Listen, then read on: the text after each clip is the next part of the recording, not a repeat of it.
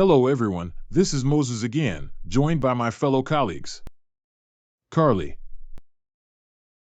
Mike, and Carlotta. We will be giving our take on the feasibility of less lethal launchers giving enough pain to assailants such that they will cease their attack, at least for a long enough period for us to escape.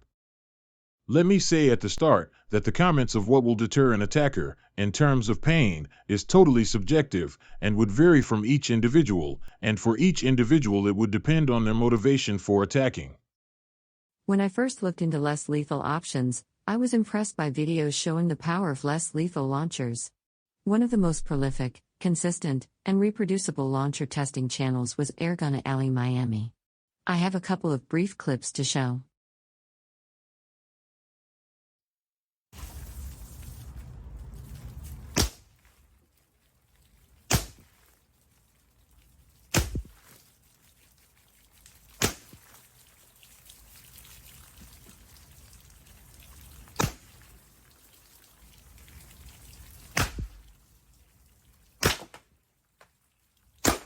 We'll be shooting them both at the same time.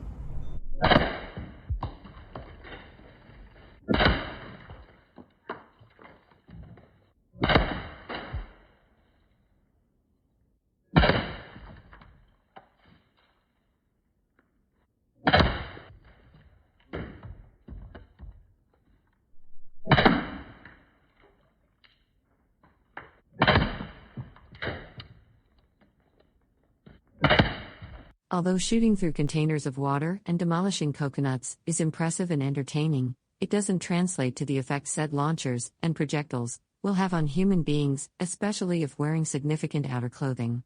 The illusion of power for launchers is best seen in their ability to shoot through cardboard and hard plastics, and dent or even pierce metal cookie sheets or baking pans is almost irresistible.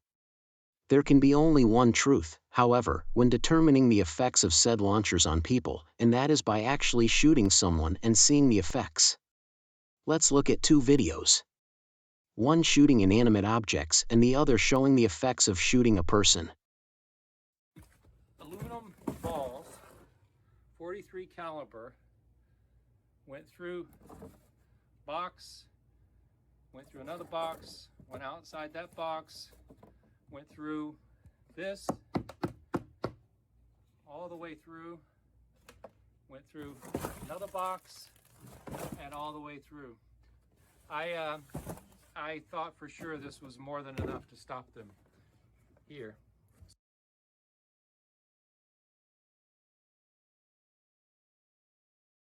Cardboard, hard plastic, and metals are the least similar things to the human anatomy.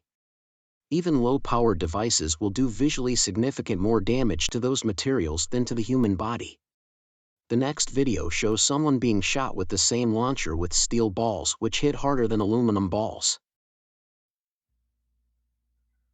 Ready? All right. How's the hand? Go, hurry.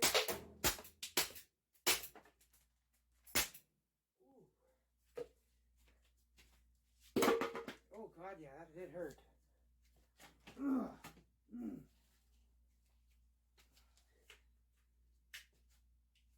Oh, that one in the arm really hurt. Two in the arm hurt. But all in all, you're not stopping anyone with one of these guys. You're not taking anyone down with one of these. I mean, you will. Some people will croak on the first one. Like that one there, I wasn't expected. So what I learned today is shoot for the bony areas. Don't shoot for the meat. Like, I mean, if you send a bunch of those into somebody's shin bones or kneecaps, like that alone is painful. When you hit somebody in a big fat gut or a big meaty muscular body frame, it's just bouncing off rubber. You want to hit those. I recommend going.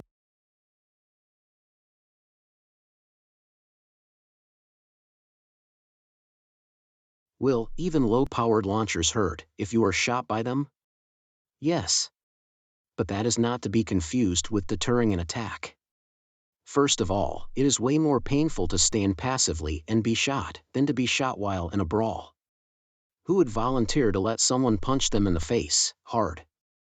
If anyone did volunteer, they would be calling it quits after the first punch. If the same person was in a street fight, however, they may take several even harder punches and keep on fighting. Someone attacking is going to be fired up and may not even notice the pain or damage before they are upon you. As Jeff McCay says in the video, low-powered projectiles do the most damage hitting hard, rigid surfaces, bony areas of the body. Projectiles shot from a launcher that burst through cardboard layers, plastic sheets or tubs, and metal cookingware might only bounce off many fleshy parts of the body and become more infuriating than deterring. Getting back to our key question, is pain compliance a real thing? I would have to say the jury is still out. The motivation of the attacker and their pain tolerance can't be equated to denting pans or busting coconuts. I feel the most important consideration is the distance of the assailant from you. If the distance seems too great to the attacker, they will retreat. If they are 15 feet or closer, they are likely to decide that they will receive more pain retreating than if they rush you and disable you or the weapon. I used to think we could make up for the low power and less lethal launchers by shooting the assailant in the neck, face, or other parts of the head. It was only after watching hundreds of videos showing gunfights between the police and criminals or citizens and criminals that I saw the folly of my thinking. In a stressful situation where you have no time to aim before being cut or shot, it is usually only by luck that you would hit someone in the face. It will be hard to hit them anywhere, even from close range. I will show a couple of cases on point.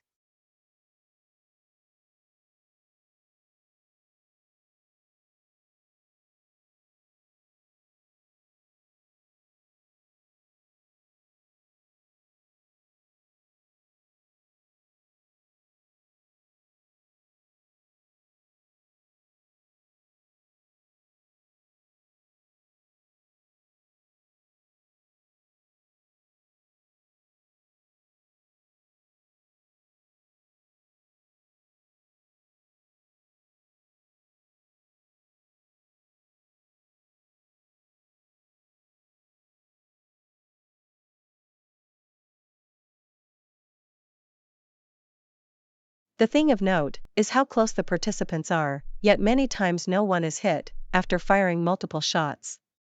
It seems to me, on the street confrontations will be determined by how much the launcher is viewed as a firearm, rather than any pain it will give.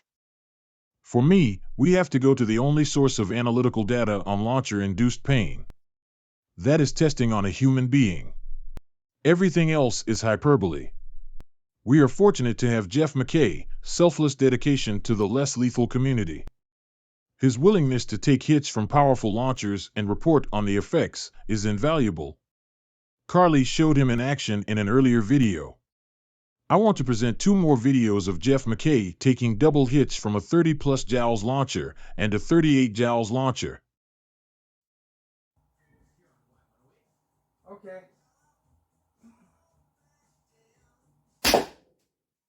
Good. Oosh. Oosh. Another? Hit me again. Oosh. Oosh. Ooh, yeah. Ooh, yeah. Ooh. Ooh, yeah. That's effective. Sorry, hon. Don't worry about it. Just set it down. It's for science. Oh my goodness, that second one really done it. It's in the same spot too, so. Oh yeah. Now it's going to take a little bit of a minute for the damage to kick in. I mean, if the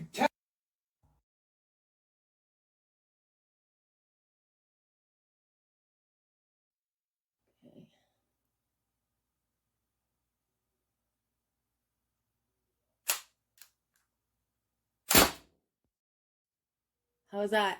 again. Holy fuck, that's loud. Oh, did they read? Yeah. 321? Yeah. That is good. Whoa. Especially that second one, man. Why is it always the second one? Oh. Wow. All right, let me just get all this gear off.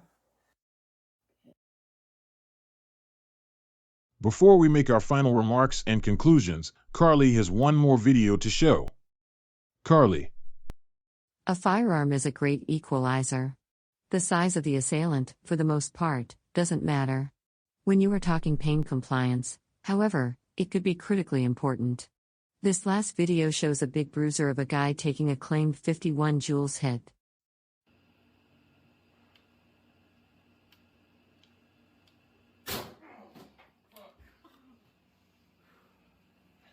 So you wouldn't take more than one of them, would you? Hell no. Bad. I ain't never seen him show pain. It don't look that bad, but my God, it smacked. It will in a minute. If it made Ballistic Joe Wentz that bad, that's bad.